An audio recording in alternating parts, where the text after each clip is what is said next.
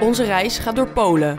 Een land wat ruim 7 keer zo groot is als Nederland. Ik bezoek het Poolse leger dat in de omgeving van Warschau met tanks traint, mag zelfs een stukje meerijden en reis af naar het grensgebied met Oekraïne. This is where it happened and the bomb destroyed it. Wow. Nederland is lid van de NAVO.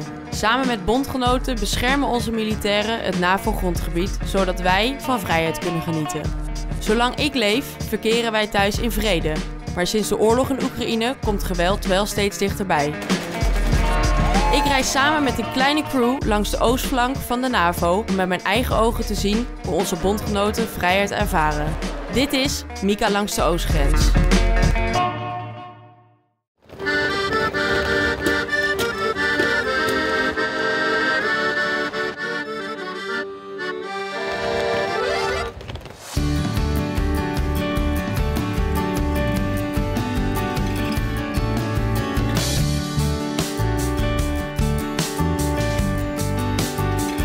Polen. Het land van nationale parken, roerige geschiedenis. Het land is bijna 8 keer zo groot als Nederland en onze reis begint hier in de hoofdstad Warschau. Do you take freedom for granted?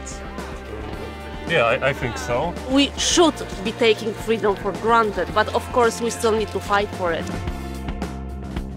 Do you feel safe in Poland? Yes, however, the situation in Europe now is not quite what we expected. How do you feel about young Ukrainians who had to leave their hometown and fight at the front? I feel really sorry for them, and if I could, I would help even more, but I'm really just a student, so I don't have much influence. We need to be very grateful to the Ukrainian people that they are fighting so much, so hard, and we should do everything to support them. If war would break out in Poland, would you stand up and fight? If I didn't have any children, I think I would stand up. I'm not sure. I think that the war is totally changing somebody, character and everything. Your whole life, the impact is huge. I don't want to be in war for sure. I don't want to fight, but I think it's normal to defend the country.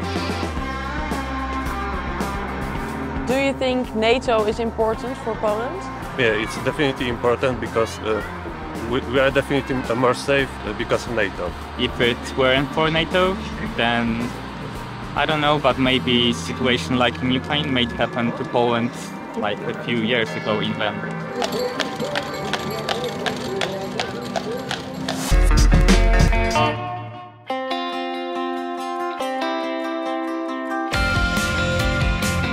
Vlak buiten Warschau ligt een trainingsgebied van het Poolse leger. Dit peloton krijgt vandaag de opdracht om met 4 tanks door een gebied te verplaatsen.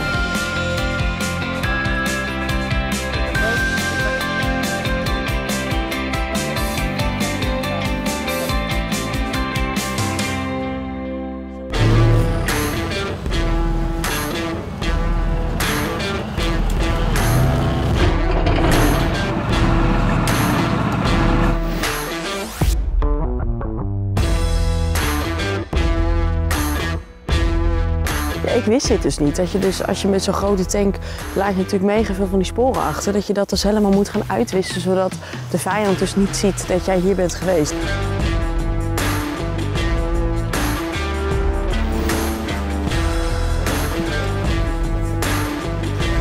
For the header van de video. Hi, Mika. Paweł. Hi, Paweł. Nice to meet you. Nice to meet you too. What kind of tank is this?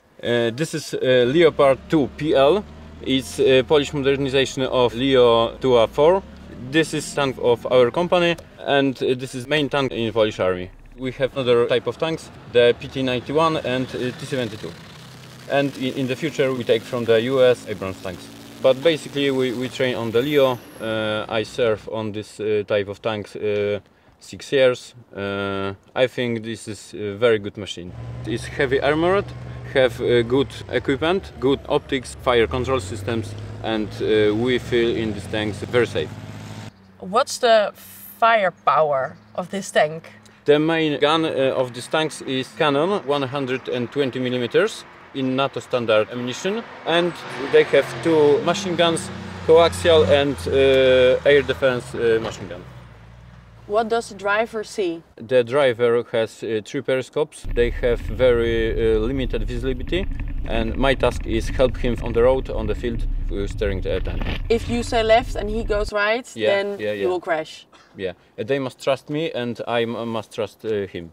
Are you proud? Yeah, because I serve for my country, I serve for my family, for my friends.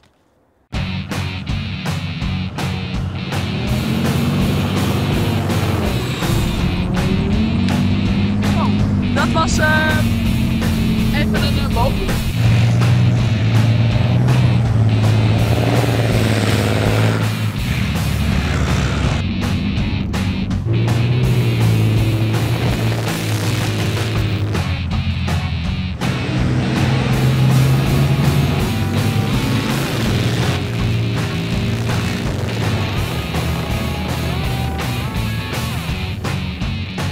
Dit was natuurlijk wel echt super cool, hè? Dat is niet normaal.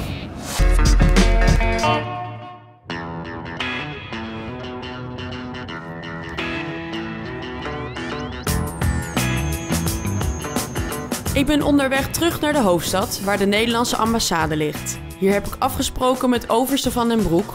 Hij woont al een flinke tijd in Polen en kan mij vertellen hoe dit land is veranderd sinds Rusland hun buurland is binnengevallen. Wat is uw functie?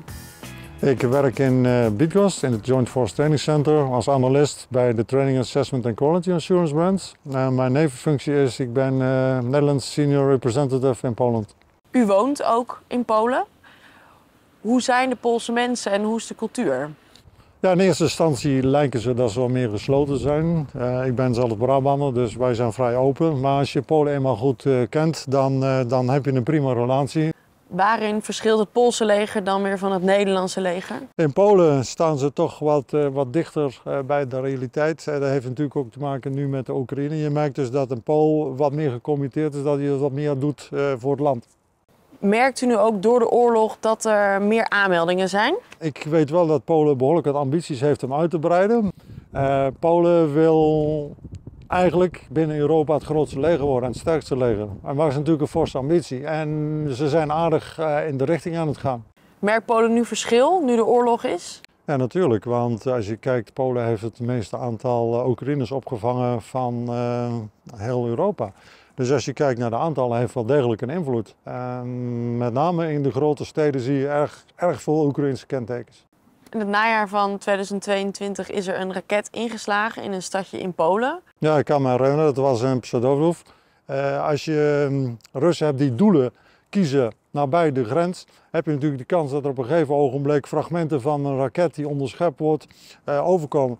Wat de Polen echter niet hadden verwacht, is dat het geen Russische raket zou zijn, maar een Oekraïense raket. Eigenlijk gewoon een ongelukje. Ja, maar het is natuurlijk uitermate vervelend dat bij een ongeluk slachtoffers vallen. Nou, in dit geval was dat dus het geval. Nou viel het aantal mee, maar ieder slachtoffer is te veel.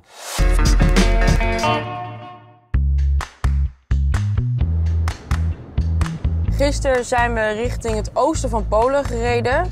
Daar hebben we overnacht op een uurtje afstand van de grens van Oekraïne. Ik heb nu afgesproken met Arthur. En Arthur werkt bij de hulporganisatie daar en komt oorspronkelijk ook uit het dorpje waar we nu heen gaan.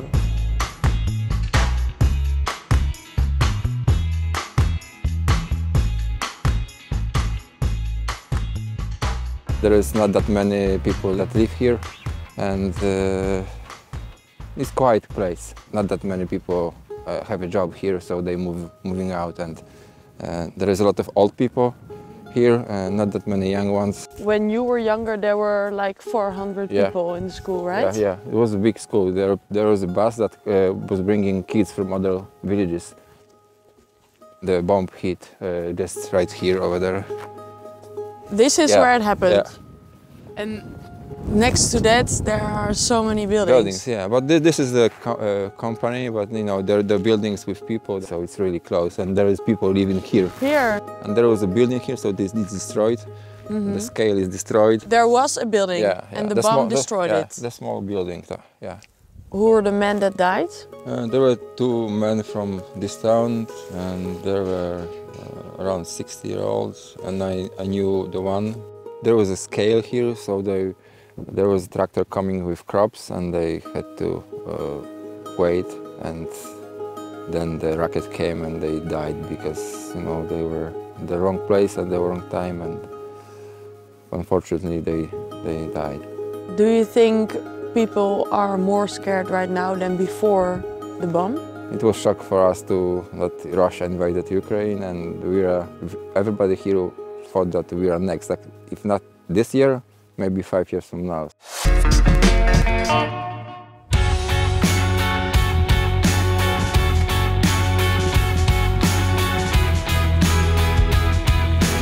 Oké, we zijn nu dus echt langs de oostgrens aan het rijden. Hè? Dit is dus gewoon de grens tussen Polen en Oekraïne.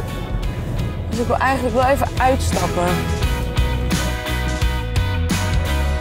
De cameraman heeft net met handen- en voetenwerk uitgelegd gekregen dat achter dat torentje Oekraïne ligt.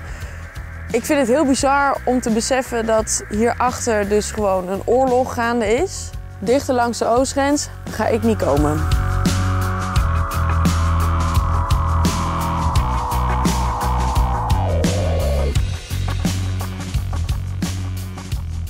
We are in Hrubieszów. The border is 16, 17 kilometers away from here, very close. And we are here now in the place which normally is a sports center. People coming from Ukraine, this was their first stop on the road to wherever they want to go. So here people can stay for some time.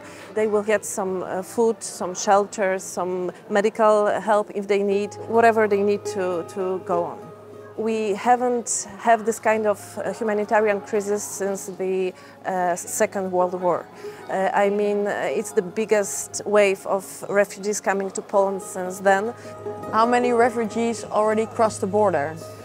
More than 3 million came to Poland after the war started. There were days that were 4,000 people at the same moment. So this place couldn't handle it. Yes, exactly. So there were people standing all over outside here.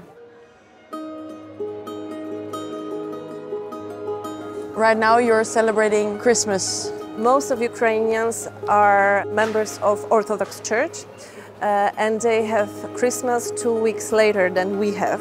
So yeah, we are preparing a special Christmas Eve for all the refugees that decided to stay in Hrubieszów, and this is for them. So that everyone can celebrate Christmas together. Together, Poles and Ukrainians. Ik schrok best wel een beetje toen ik hier binnenkwam en al die bedden zo bij elkaar zag. Maar ja, als je dan bedenkt dat je hier binnenkomt, je bent in ieder geval veilig. Het is een doorstroomlocatie, dus ze gaan dan uiteindelijk toch nog naar andere steden. En als je dan ziet wat al deze hulporganisaties bij elkaar regelen om deze mensen het zo goed mogelijk te bieden, ja, dat komt toch wel echt even binnen.